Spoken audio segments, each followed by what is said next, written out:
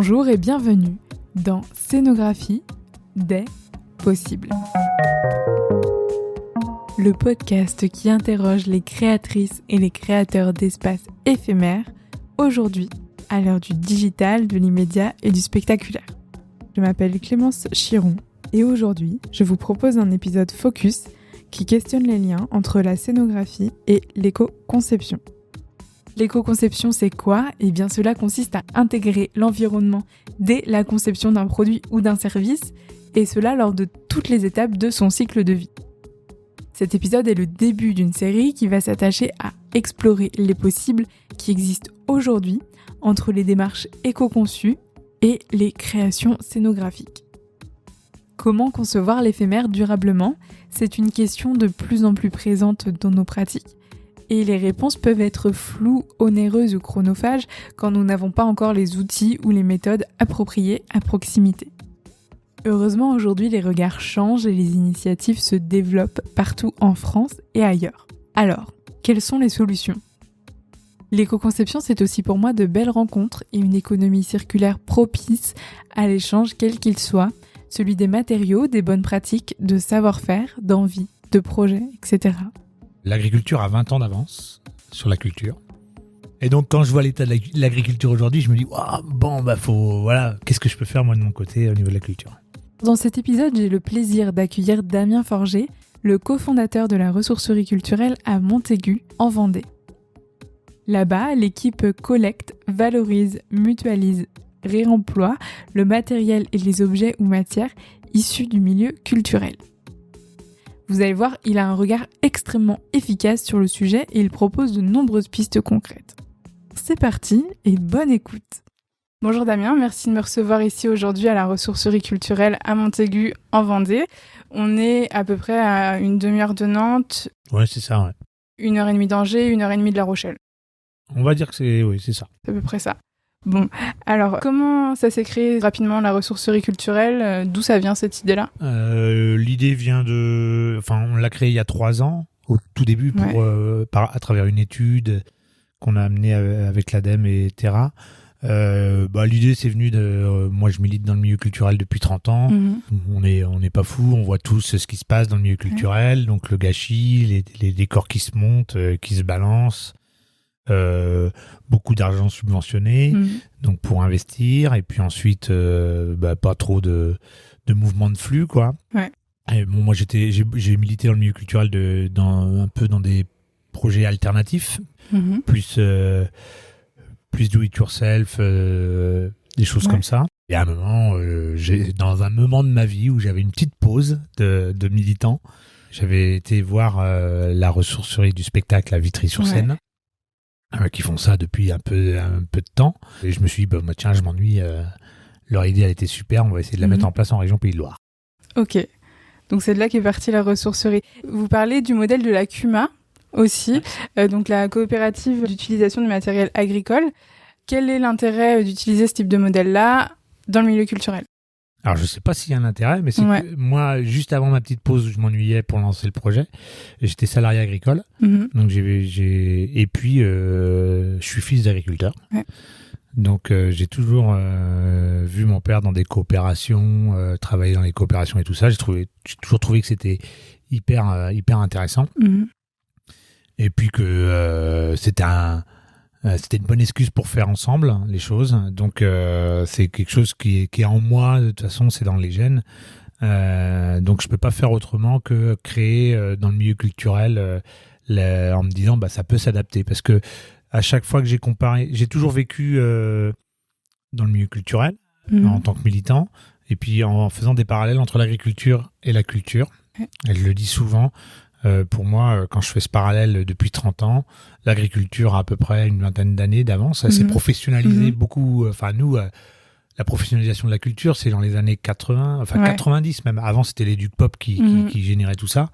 La profession de l'agriculture, la professionnalisation, c'est 70, vraiment la structuration.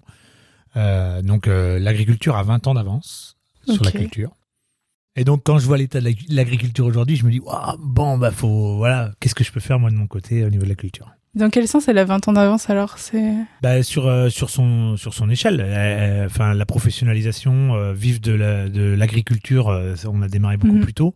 La professionnalisation de la culture, on a l'impression que ça fait longtemps, mais non, c'est dans les années 90. On rencontre les premiers intermittents à la retraite depuis 5 ans, là, pas plus. Donc voilà, c'est toute cette chose-là, c'est en ça qu'elle a de l'avance. Et puis même sur son développement. Donc le développement de l'agriculture ces 20 dernières années, vous la regardez, si ça vous fait plaisir, vous la laissez comme ça. Mais moi, je me dis, si la culture, elle doit se développer comme ça sur les 20 prochaines années, en tant qu'acteur culturel et militant, j'ai pas envie. Et donc, je préfère développer des outils comme ça. C'est ça qui, moi, personnellement, m'anime et fait que je m'investis dans ce projet-là. Vous avez parlé un peu hier, lors des rencontres pro que vous organisez les derniers vendredis du mois, ce truc-là d'aller directement du producteur au consommateur. Ouais. C'est un sens-là aussi. Ouais, c'est de créer du lien et puis de faire en sorte que... Enfin, de compte, nous, avec la ressourcerie, on n'a pas inventé l'eau chaude avec la ressourcerie culturelle. Il y a plein de punks qui vont dire, nous, attends, il y a longtemps qu'on a été chercher des systèmes son dans des trucs pour... les mettre dans des salles alternatives. Nous, avec le Zinor à Montaigu, qui est juste à côté, qui est, mine de rien, l'essence du projet, c'est le système son de la salle de La Roche-sur-Yon qui sonne depuis 10 ans dedans, en récup et tout. Donc, on ne se dit pas qu'on a inventé un concept. On l'a juste formalisé pour qu'il relie un zénith à une structure alternative. C'est juste ce qu'on a voulu faire. Ok. Et les ressourceries, en France, il en existe plusieurs. Donc, il y a celle de Vitry-sur-Seine, il y a celle de Arstock à Blajan, à côté de Toulouse. Aussi celle de Sequoia Écotournage, c'est ça, qui est en train de se monter? C'est pas une ressourcerie, c'est des acteurs qui sont sur le réseau national avec nous, qui travaillent plus sur les films, l'audiovisuel et la sensibilisation de ces acteurs-là. Eux, ils captent pas. Ces anciens régisseurs, quand même, leur début de projet, c'était de mutualiser du mobilier pour les tournages, mais depuis, c'est devenu quand même une structure qui va éduquer les tourneurs, mais aussi bien sur leur éco-responsabilité, sur le niveau social et tout ça. Après, on a la Réserve des Arts. Oui, à Paris. À Paris, puis à Marseille. Oui. Donc Arstock, on l'a dit, à Blajan, qui collecte... c'est les deux historiques. Arstock et la Réserve des Arts, c'est les gens qui ont 10 ans. La ressourcerie du spectacle, ça doit avoir 7 ans, je crois. Enfin, si on part du début... et puis après, il y a nous qui sommes des tout petits jeunes. Il y a plus jeune que nous, c'est la Caverne à Rennes, qui est en train de se structurer, qui cherche des mètres carrés. C'est toujours l'exercice, faut jamais oublier. Oui, surtout il y a La Rochelle avec la matière et toute la dynamique de la matière. Sur eux qui sont plus des makers, des gens qui travaillent sur l'économie circulaire et qui donnent choses que nous on fait pas. Nous on n'est pas makers. Donc voilà à peu près les gens du réseau. Mais je suis sûr qu'en France, il y a d'autres ressourceries culturelles qui sont peut-être pas reconnues à une certaine échelle et tout ça. Et voilà, on n'est pas les seuls, j'espère. Oui, puis ça va peut-être venir de plus en plus, il va y en avoir. Ouais. Je crois que c'est Levé de Rideau en dessous Rennes, il y a plein de micro-projets, quoi. Après, nous, on parle de projets qui sont en capacité d'absorber des flux qui correspondent aux activités culturelles aujourd'hui sur une région, quoi. Ok. Et alors, concrètement, en tant que scénographe, demain, j'ai un projet. Comment ça se passe? Alors, bon, vous avez bien compris, on a 3 ans d'expérience, donc on n'est pas il n'y a rien d'arrêté chez nous. Ouais. Le projet, il a dès le début voulu... moi, quand je l'ai lancé, c'était de doter les acteurs culturels, donc les scénographes aussi, d'un outil de leur gestion de flux, mais dans laquelle les scénographes, à la fin de l'histoire, j'espère qu'ils feront partie. Ça fera partie d'un des agriculteurs qui sera dans la CUMA, au même titre qu'une salle de concert ou quoi que ce soit. Donc c'est bien eux qui vont faire avancer le schmilblick. Mais aujourd'hui, j'ai tendance à dire aux scénographes, quand ils viennent, dès que vous avez l'idée, dès que vous avez une une idée de construction avec des images ou alors je sais plus comment vous appelez ça, non? Des 3D ou des maquettes. Dès que vous avez cette idée-là, eh ben vous venez nous voir. Et puis vous venez l'exprimer. Et puis on échange. Alors après, soit c'est dans le stock aujourd'hui qu'il y a chez nous, qu'il y a un petit stock, il y a 1000 mètres carrés, donc on reste. Soit c'est dans le stock de Blajan, où là c'est le plus gros stock pour moi que aujourd'hui j'ai vu en termes d'idées créatives. Soit ça va être à la réserve des arts, ou soit ça va être dans un projet qu'on nous a demandé pour collecter. Ok. Voilà, donc on va mettre une veille sur le projet du scénographe. Alors bon, on peut prendre un truc typique, je veux une ambiance jungle, je veux des trucs, voilà. Bon bah, si on n'a pas chez nous, on va mettre en veille et on va dire c'est pour quand le projet et tout, et puis qu'on regarde le process, on regarde le modèle économique du projet, et puis on s'adapte, quoi. On essaye de faire avancer le projet. Le but du jeu, c'est que il y ait le maximum de projets qui sortent de la ressourcerie. Donc si on n'arrive pas à les faire sortir et puis qu'ils soient viables, c'est qu'on n'a pas rempli notre rôle de ressourcerie. Okay. Donc là, je vous parle que de l'action, c'est la fin de la boucle, ça, pour nous. C'est que refaire partir le flux ailleurs, quoi. Alors en même temps, on met une petite piqûre parce que on peut avoir des éléments qui font 5 ou 6 mètres de haut et puis qui vont être sur un projet éphémère et tout ça. On va mettre en veille au scénographe. On va dire, mais t'en fais quoi après? Je sais pas. Bon, vaut peut-être mieux que tu loues les modules chez nous plutôt que les acheter. Ou il y a toute cette approche-là aussi pour la prise de conscience, parce que des fois, on pourrait vendre. Je vois les arches d'Aladin 2, d'Ala 2 qui sont arrivées chez nous. Bon, si on les vend à un scénographe pour un one shot, demain, ils vont repartir à la benne. Voilà quoi. Donc il y a aussi toute cette approche-là de dire, il est là pour combien de temps le projet, et s'il est éphémère. Est-ce que vaut mieux pas plutôt louer de la matière? Donc on avance là-dessus. Et puis voilà, quoi, on fait aboutir les choses, quoi. Mais il y a rien de trop arrêté encore dans nos systèmes là. Pendant le café là, des pros que tu parlais, on en discutait avec Grosse Théâtre de Nantes qui sont venus et qui me disaient, en fin de compte, en t'écoutant, c'est pendant les répétitions qu'on pollue, donc c'est peut-être là qu'il faut qu'on avance. Nous, tout de suite, on écoute ça, on se dit, c'est peut-être là qu'il faut que nous aussi, on fasse nos process de mettre de la matière pour les répétitions en location avant de valider. Ou on le fait déjà, on l'a fait sur un théâtre qui s'appelle LTK sur Nantes, où ils voulaient un piano, par exemple, et ils voulaient faire monter le piano à 6-7 mètres de haut. Nous, on avait un piano qu'on avait récupéré qui était vide, mais ils ont dit, mais on sait pas si ça va être ça et tout. On leur a dit, vous le prenez, le piano, c'est 200 balles. Par contre, vous le prenez pour l'instant. Si vous l'achetez, c'est 200 balles. Si vous ne l'achetez pas et que vous faites votre répète et ça ne fait pas, on vous le loue 50 balles. Et puis voilà, comme ça, ils avancent dans leur process. Et puis, là, je vous parle d'un tout petit truc parmi tant d'autres, mais les modèles ne sont pas arrêtés. Je crois que dans la ressourcerie, tout le noyau dur est plus ou moins artiste et on sait à peu près ce qu'il faut pour faire sortir un projet, quoi. Et au niveau des matériaux, justement, c'est vrai que des fois, quand on construit, quelles sont les méthodes à avoir pour que ça puisse être récupérable par rapport à la colle, par rapport aux agrafes? Qu'est-ce qu'il vaut mieux privilégier?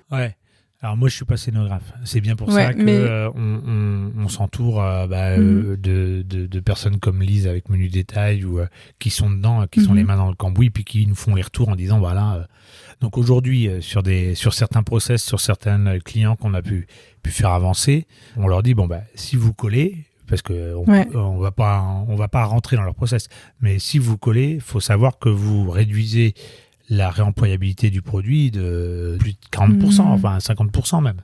Donc, faut en avoir conscience.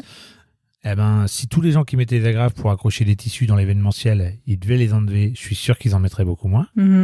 Ça, c'est vrai. Donc ça, c'est la prise de conscience de ça, de dire, non, t'es pas obligé d'en mettre tous les 2 cm, tu vas, si impérativement t'as vraiment peur, il y a du vent et tout, peut-être que, il y a des process, on a vu des gens consciencieux qui, mettent par exemple le tissu et ensuite remettent une bande sur le tissu et agrafent, et qui, comme ça, nous, quand on arrive, on tire le tissu, on tire la bande, les agrafes sont sur la bande, sont plus sur le tissu est réemployable, et on a le déchet de juste la bande. Avec, parce qu'il faut savoir que nous, on est dans l'économie circulaire, donc la concurrence, c'est le déchet chez nous. Donc nous, on travaille pas avec du déchet, on travaille avec de la matière. Mais par contre, évidemment, s'il y a des matériaux qui sont trop sales, trop collés, non réemployables, on est sur du déchet. Et dans le milieu du spectacle, entre les peintures, l'agrafe et tout ça, on arrive vite à un déchet ultime, donc qui va pas dans le bois, qui va pas et donc c'est ça qu'il faut faire attention dans le process, se dire quand je crée un décor, penser. Alors je comprends bien que c'est compliqué. Je pourrais vous raconter l'anecdote sur le Vendée Globe, mais que c'est compliqué de se dire quand on construit quelque chose, on est dans un modèle créatif, on n'est pas en train de penser à sa mort, quoi. Donc c'est compliqué, mais c'est pour ça qu'il faut s'entourer de gens comme nous qui, sur certains projets, on peut venir. Alors, le Vendée Globe, par exemple, quand on a été les voir il y a 2 mois maintenant sur le village, eux ils comprenaient pas ce que c'était l'économie circulaire dans le milieu de l'événementiel. Et on a illustré 2-3 choses. Ils avaient fait un très très gros globe avec 6 mètres de haut. Et donc qui devait partir à la benne, un globe sur lequel il faisait du mapping blanc. Vous imaginez une sphère de 3 mètres sur un truc en ferraille. Et bien clairement, on leur a expliqué que ça, si on avait été dans la construction de ce décor-là, ça bricole derrière. C'est normal, vous inquiétez pas, il y a des scénographes qui font beaucoup de bruit, quoi. Et si on avait été dans la construction en amont, on aurait demandé déjà à ce que ce matériel-là il puisse aller dehors après. Donc même si son objet premier c'était d'être à l'intérieur, on lui aurait dit ça coûte combien de le faire pour aller dehors après. Ça aurait peut-être pas coûté beaucoup plus cher. On aurait changé de matériaux je sais pas. Puis après on aurait avancé sur un projet avec la ville des Sables d'Olonne par exemple pour le mettre sur un rond-point, le rond-point des Sables, pour déjà se dire quand le Vendée Globe sera terminé, on le met là-bas. Et puis c'est comme la guitare sur le rond-point du Hellfest pour ceux qui connaissent. Et voilà quoi. Donc nous, on vient à ce moment-là pour expliquer, ou alors c'est pas scénographique, mais un brise-vue par exemple qui est utilisé au Vendée Globe avec des motifs tous les mètres, même collés. Et ils viennent nous voir pour collecter ça. Ils nous disent qu'est-ce qu'on en fait parce que c'est un déchet pour eux, donc ça leur coûte de l'argent. On va leur dire nous on va rien en faire parce que vous avez un logo tous les centimètres, vous voulez pas que le conseil général, le Sodebo et puis le Vendée Globe soient vus ailleurs, donc on peut rien en faire. Par contre, si l'année prochaine vous faites une bande de 8 mètres avec des vagues ou des bambous en photo, et puis que tous les mètres vous mettez une bande de partenariat, ça veut dire que nous, on va pouvoir récupérer toute la bande non floquée et on va pouvoir faire du réemploi avec. Donc tout ça, on a l'impression qu'il faut avoir un œil extérieur à un moment, parce que quand on est dans un projet de scénographe, on n'a pas envie de penser à la fin du décor. Il y a très peu de gens qui le font, mais voilà, je pense que c'est un mécanisme à avoir. Et puis, si on ne l'a pas, peut-être, selon les budgets, s'entourer de gens qui viennent une demi-journée, dire alors voilà, nous, si tu veux qu'on le réemploie derrière. Voilà. Mais on a rencontré des scénographes qui avaient fait je me rappelle, je crois que c'est dans le sud de la France, une scénographe qui avait déjà travaillé sa scéno en se disant, avec 3 modules, avec un étage et tout, en se disant, plus tard, je pourrais la réemployer dans un autre moment, dans un autre endroit et tout. Et donc, c'est des scénographes sur lesquels on ne se heurte pas aux droits d'auteur. Parce qu'il y a aussi... parce que c'était ça aussi dont je voulais parler. C'est cette question-là des droits d'auteur. Déjà, elle est difficile pour certains scénographes à monnayer. On va dire, c'est pas toujours payé. Et en plus de ça, quand on réemploie un décor, comment ça fonctionne ? Tout le décor peut pas être réutilisé en totalité. Ou ça dépend, ou pas. Ça dépend du scénographe. Si le scénographe veut bien que ça soit réutilisé en totalité comme il est fait, ou alors que le volume, mais pas les couleurs, ou nous on va écouter. Mais ça devrait être dans une mécanique. C'est-à-dire que dès le début, quand je crée, je me positionne comment par rapport à ce décor ? Quand il va être fini le spectacle, parce que comme tout spectacle, un spectacle ça meurt tout le temps, ça reste dans les esprits mais ça meurt, et donc quand il va être fini ce spectacle, j'en fais quoi ? Est-ce que je laisse vivre autrement, ce qui peut être super créatif, mais par contre je veux toujours que mon nom il soit identifié, c'est aussi une possibilité, nous on l'a demandé. je veux surtout pas revoir ça ailleurs et tout parce que je l'ai vendu en tant qu'objet unique et le client ne veut pas. C'est aussi toute cette relation hiérarchique qu'on peut avoir dans la scénographie avec un client, avec un fabricant. Enfin, mais c'est juste de se poser la question au début. Dès le début, dans sa création, et de prendre conscience de ça. Bon, j'avoue, hein, de ma hauteur de porteur de projet et pas du tout scénographique, il y en a peut-être qui disent il parle bien, l'animal, mais c'est autre chose, quoi. Mais voilà, faut savoir qu'aujourd'hui, si on veut impacter moins, ça fait partie d'une mécanique. Il y a la question du coût aussi. Parfois, on se dit finalement ça coûte plus cher en temps ou même en argent d'aller à droite à gauche voir quelqu'un pour récupérer un truc ou dans une entreprise et tout ça. Alors qu'en fait, finalement, si on vient directement à la ressourcerie, ça coûte peut-être moins cher en temps et en argent que... Enfin, il y a peut-être un rapport coût... temps financier et budget aussi. Peut-être que les budgets sont différents. Comment... Ouais, c'est possible. Alors ça... Nous, on essaye d'être lisible là-dessus. Sur la partie scéno, matière et tout ça, vraiment, on veut être lisible par rapport au scénographe.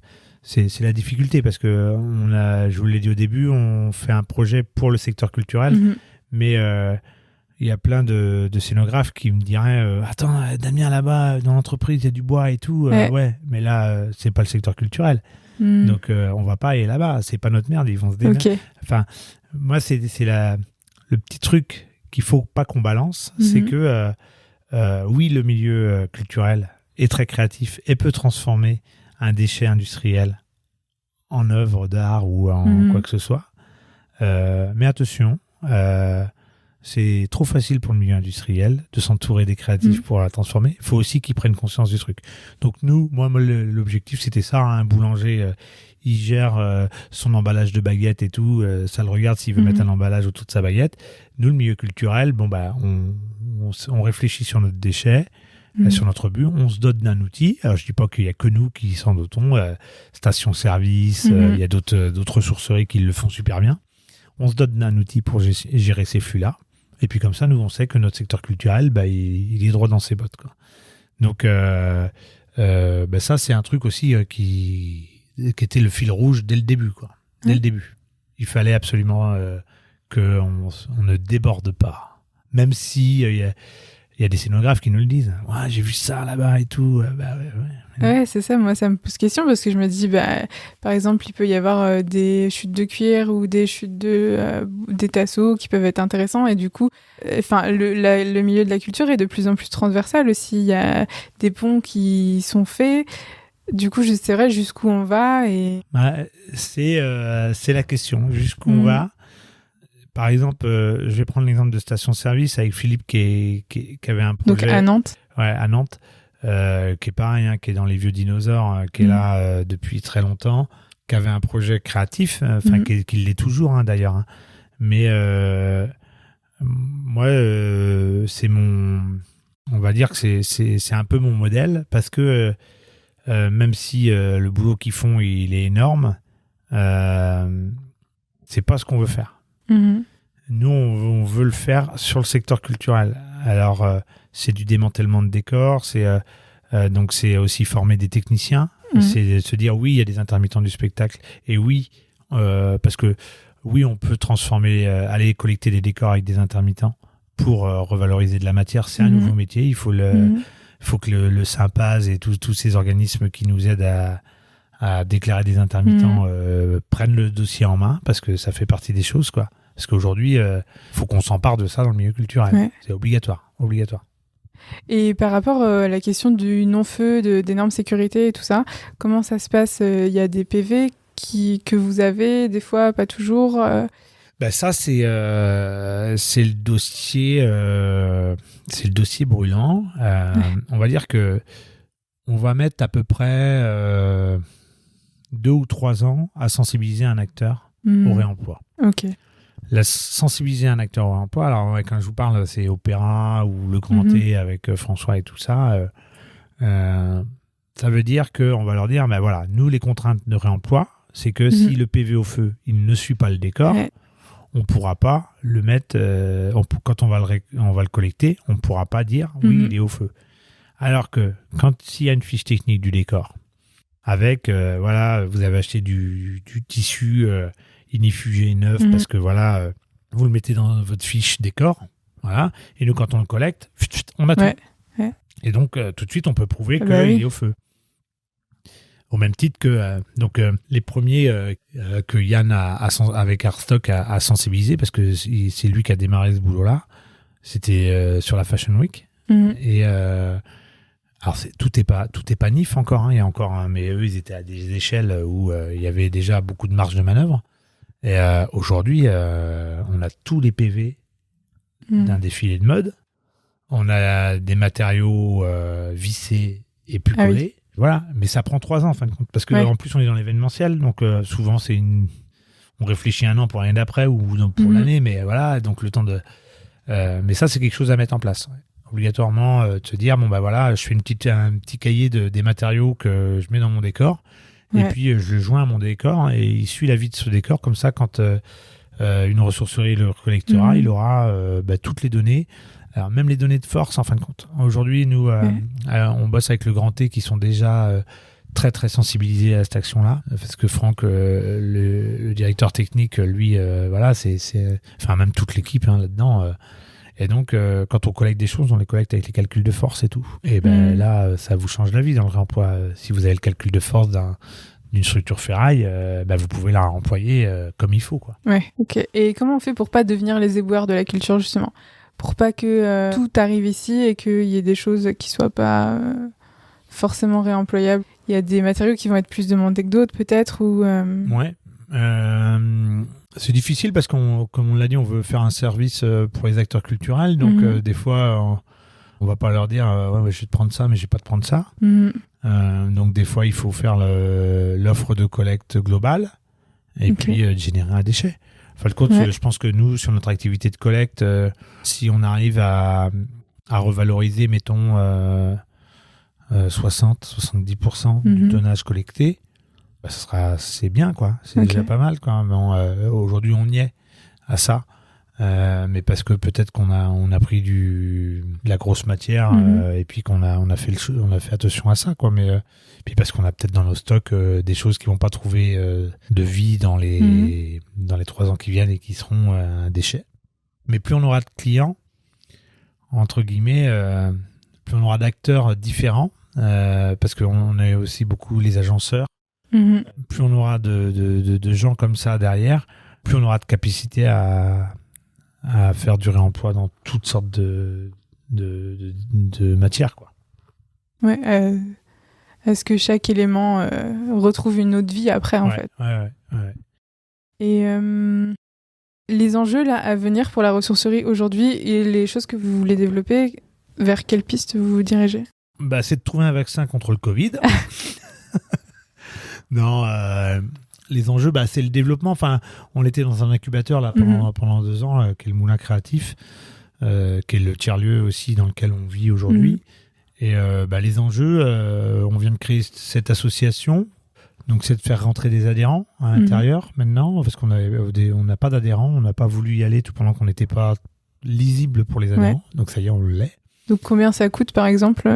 J'ai pas les montants, mais ça dépend. En fin de compte, on a des degrés par rapport au nombre de salariés de l'entreprise. Ouais, ok. Donc, on a cette politique d'adhésion qu'on est en train de mettre en route. Et puis, l'enjeu, c'est aussi on a au début la ressourcerie, ça tournait sur Nico, qui est le valoriste sur la lumière, et puis moi. Et aujourd'hui, le noyau, on a élargi le noyau pour avoir des compétences diverses. Donc, il y a Gaël qui est sur l'insertion, Lise qui est avec Max qui est plus sur les makers, scénographie, Zoé qui est plus sur l'administration, Chloé qui est sur la communication, moi qui est un peu le coordinateur de tout ça. Là c'est pareil, c'est comme le RESAC, on peut oublier des gens et puis tout de suite vexer des gens. Il y a Daniel et William qui sont les membres du bureau, les membres bénévoles du bureau. Donc c'est l'objectif, le challenge, il est de faire grandir ce noyau, que tout le monde on se professionnalise dessus, parce qu'il faut manger quand même. Faut pas oublier que Donc, faut manger là-dessus. Par exemple, Fleur, que j'ai oublié, qui est intermittente, là, qui est repartie faire une petite pause dans le régime G parce que faut manger. Mhm. Bon, sur le volet mutualisation, voilà, c'est quelqu'un qu'on aimerait bien faire contribuer à la professionnalisation. Donc l'enjeu, il est là, de consolider les emplois ou le gagne-pain des gens qui contribuent fortement au projet, et puis de faire rentrer les adhérents pour, à l'issue, construire une SIC. Donc une SIC, c'est quoi? C'est une société civile d'intérêt collectif. Donc c'est un peu comme le milieu coopératif, c'est un peu comme la CUMA, Ouais, ok. dans lequel on va créer des collèges on verra, selon les adhérents, ce qu'ils voudront. On va pas tout dessiner à leur place quand même. Ouais. Et de faire contribuer à cet outil un peu collectif, quoi. On l'a préfiguré, on a dressé les grandes lignes. Maintenant, on a envie de dire, c'est aux acteurs culturels aussi de le prendre en main, l'outil. On sera là pour le faire avancer. Donc ça, c'est l'enjeu 2021 en mode Covid. Mais à la fois, c'est pas si mal parce que ça nous a permis de vraiment prendre le temps de poser cette vision collective. C'est cool, quoi. C'est vraiment cool. Donc c'est ça, l'enjeu est là, de continuer les collectes, de continuer... là, on a des rendez-vous avec le théâtre régional à Cholet, on a des rendez-vous avec l'opéra. On ne désespère pas de pouvoir re-rencontrer le Puy du Fou pour les faire avancer sur leur aventure aussi, parce que là aussi, il y a un intérêt pour eux. Le Vendée Globe, voilà, c'est aussi à nous, c'est notre rôle de les faire avancer sur les scénographies responsables, même s'ils y avancent petit à petit. Donc voilà, c'est les enjeux de continuer à faire... à boucler la boucle, parce que l'objectif est bien que un scénographe qui construit un décor, pour l'instant, aujourd'hui, il ne vient pas acheter du matériel chez nous. On va dire qu'il n'achète pas du matériel. Nous, on arrive, on va collecter son décor à l'issue, on va le sensibiliser dessus, et l'objectif est bien que quand ce même scénographe qui a construit un décor avec du matériel qu'il a acheté neuf, il revienne chercher de la matière chez nous pour reconstruire ses futurs décors. Okay. Donc, c'est cet aspect économie circulaire qui nous fait vivre. C'est ça qu'il faut qu'on anime. Donc, il faut de la matière propre. Faut pas que le scénographe il passe son temps à enlever les agrafes, faut que la matière soit dégueulasse, qu'il y ait de la colle et tout. Donc, c'est là-dessus qu'on est en train de bosser. Voilà, c'est pour ça que Lise, par exemple, et Max, qui sont là, en maker, ils nous disent c'est là-dessus qu'il faut avancer. Faut que la ressourcerie puisse donner de la matière neuve. Ouais, c'est clair. Ouais. Bon, du coup, première étape pour la prochaine création de scénographie, bien penser son décor et venir dans une ressourcerie pour... Ouais. Non, sérieusement, si vous arrivez... Enfin, moi, chez nous, ça commence à être étoffé. Il y a un peu de vision. Puis, quand je vois tous les projets qu'on nous propose de collecte ou de choses comme ça qu'on fait pas parce qu'on n'a pas les volumes. Donc, on pourrait très bien se dire l'objectif, c'est que les décors, ils passent pas par chez nous et qu'ils aillent directement dans les ateliers et qu'on arrive à faire cette relation parce que le scénographe a hyper anticipé et puis on lui amène la moitié de la matière directement du point A au point C sans passer par le point B. Ça, c'est l'objectif final ultime. C'est cette mise en réseau, quoi. Donc, mais on comprend bien qu'il y en a plein qui pourraient dire c'est une plateforme numérique, on fait le bon coin et tout. Mais non, justement, il y a une approche de personnes. Enfin, oui, il y a quand même... nous, on récupère, on voit... Moi, je sais tout ce qu'il y a dans l'atelier. Dès que quelqu'un me parle de quelque chose, tac, je vais tout de suite... non, attends, peut-être que si on te propose ça, et puis il va peut-être me dire, non, mais t'es fou, c'est pas ça du tout qu'il me faut, et tout. Mais faut bien penser, venir nous voir. Et puis, maintenant, avec le réseau national, c'est ce que je dis souvent... alors c'est pas encore opérationnel, on espère le rendre opérationnel fin d'année, mais on aimerait bien que le réseau il soit connecté numériquement et qu'on sache tout ce qu'il y a dans les autres ressourceries. Ah oui. Parce qu'on sait que les scénographes ils voyagent beaucoup, donc ils pourront tiens à Blageon il y a ça et tout, donc il y a ce côté là. Il y avait un côté aussi qu'on avait un peu abandonné parce que moi j'ai pas les compétences et c'était quand je vous parlais du petit catalogue qui suit la construction, oubliez pas de mettre soit une clé USB ou je sais pas quoi avec le SketchUp dedans ou je sais pas, c'est les logiciels que vous utilisez, mais parce que nous on pourrait avoir une capacité, si on avait les SketchUp, de mettre tous les éléments directement dans une banque numérique. Et ce qui fait que derrière, on vous donne des accès à cette banque numérique. Et puis Ce serait génial. Voilà. Donc là, il y a la ressourcerie du cinéma à Paris là, qui est en train de... Où là, il n'y a que des makers avec EcoDéco et tout ça, là, et qui veulent penser à ça. Donc nous, on leur a dit, moi, j'avais déjà pensé, mais moi, j'ai pas les capacités de le faire. Mais c'est aussi à vous, scénographes, de vous dire, voilà, parce que déjà, si on a toute la donnée en SketchUp, on va dire que les 3/4 du boulot sont faits. Quoi. Nous, après, ce qu'on voulait, on était en mode logistique, donc c'était de mettre des couleurs sur les éléments pour dire, ça, c'est transportable en 20 mètres cubes, ça, c'est du smearmork et tout ça, pour que les scénographes soient aussi dans leur mode logistique, parce que des fois, le transport, ça coûte cher. On sache tout de suite. Mais ça, c'est votre partie à vous de jouer, les scénographes. Donc, affaire à suivre, et puis à une prochaine fois. Alors, merci beaucoup, Damien, pour cet échange et toutes ces bonnes pistes à développer. Ouais, mais après, ce n'est que le début du chemin. Voilà. Très bien, chaque pas après l'autre. Merci beaucoup. Tous au créa. Merci à Damien Forger ainsi qu'à toute l'équipe de la ressourcerie culturelle pour leur accueil. Vous trouverez en détail de l'épisode tous les liens que nous avons évoqués ensemble. Si vous êtes à l'école, allez faire un tour du côté de la Fédération des Récupérathèques. Et passez le bonjour de ma part à Olivier Milis et Esther Coyer-Matillon, les cofondateurs de cette fédération.